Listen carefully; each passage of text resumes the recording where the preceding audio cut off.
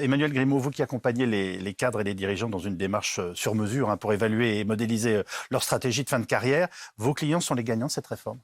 Alors, je précise, on n'accompagne pas que les cadres et les dirigeants, on accompagne vraiment toute la population, y compris des ouvriers, y compris des hôtesses de caisse. On travaille avec les entreprises et donc on a vraiment une vision sur le panel global.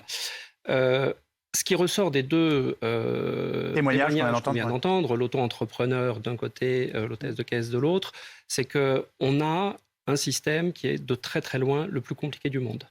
Et un système avec des formules de calcul qui peuvent être très injustes, notamment pour les carrières hachées, notamment pour les temps partiels, notamment pour les personnes qui ont changé de régime. Mais la réforme va-t-elle régler ça, selon vous ?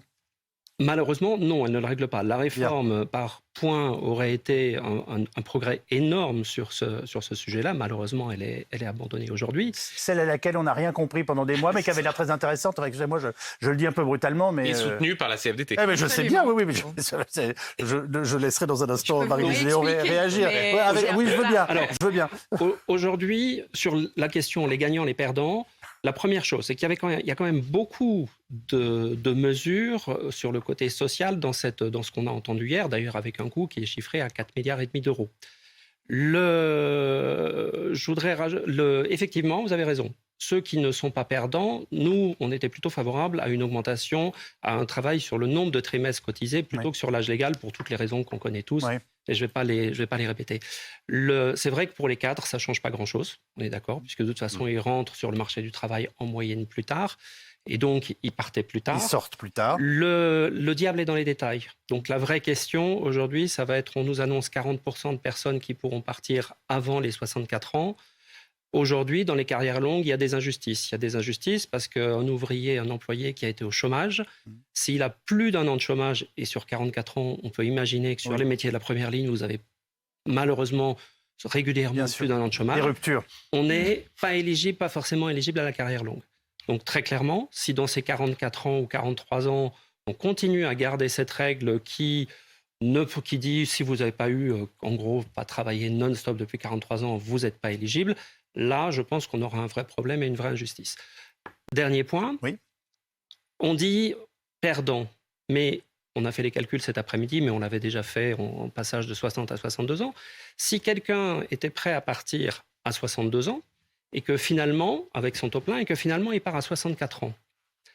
Certes, il travaille 2 ans de plus, mais il va quand même avoir une augmentation de sa retraite significative. Cet après-midi, j'étais sur des... Significative. Là, j'ai fait plusieurs calculs cet après-midi, on était à 12%. Entre 5 et 18%, c'est ce qu'on a fait en 2010-2012. Pourquoi ? Vous travaillez 2 ans de plus, vous avez 8 trimestres en plus dans vos modalités de calcul, et vous avez également 2 ans de plus de points ARCO à GIRC. D'accord ? Ce n'est pas un cadeau. Vous travaillez 2 ans de plus, vous cotisez 2 ans de plus et vous touchez 2 ans de retraite en moins. D'accord ? Donc, ce n'est pas un cadeau. Vous l'avez gagné, vous l'avez mérité, vous l'avez payé. Mais on pense souvent que cette réforme, comme on l'avait pensé de Wörth en 2010, fait baisser les retraites.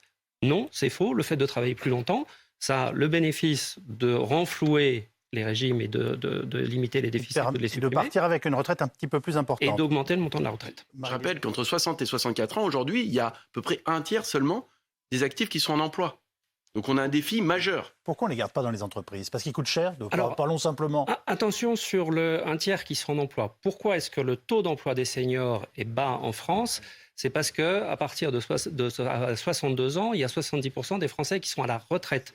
Le taux de chômage chez qui précède la retraite, pour les personnes qui précèdent la retraite, l'adresse et la GIRC ont exactement les mêmes chiffres. On est à 10-12% de personnes qui sont au chômage avant de basculer à la retraite. C'est vrai, il n'y a pas de bon moment pour faire une réforme. On est quand même d'accord sur le fait qu'il faut travailler plus longtemps, pas pour tout un certain nombre de raisons là encore qui ont été largement expliquées. Qu'on le fasse en 2023 ou en 2024, ça ne change pas grand-chose.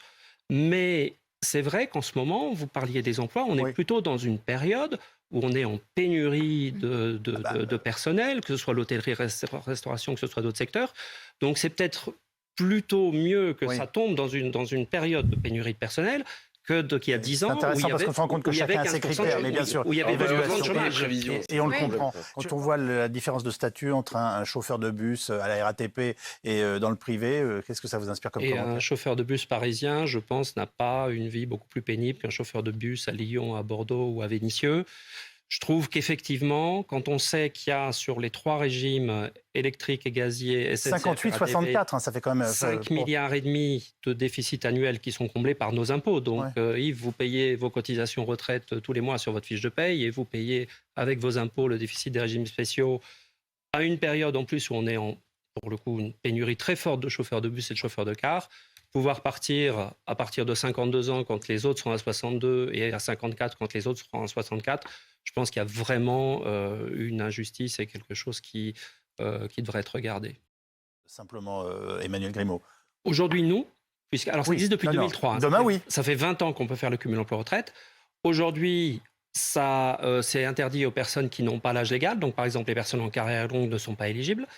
Et donc, souvent les petites retraites, puisque les carrières longues sont plus des petites retraites. Si effectivement, demain, c'est possible, dans le texte qu'on a vu, dès qu'une personne a le taux plein, et qu'en plus, ça permet de générer des cotisations qui augmenteront les droits futurs, effectivement, c'est une bonne chose. Parce que le cumul emploi-retraite à partir de 64 ans, je pense qu'il y aura quand même beaucoup moins de volontaires, même s'il y en aura un certain nombre. Alors, sur le 64 ans, par rapport à l'emploi des seniors, il y a quand même peut-être un effet positif, je ne vais pas dire que c'est le seul effet positif de la borne d'âge, c'est l'effet horizon.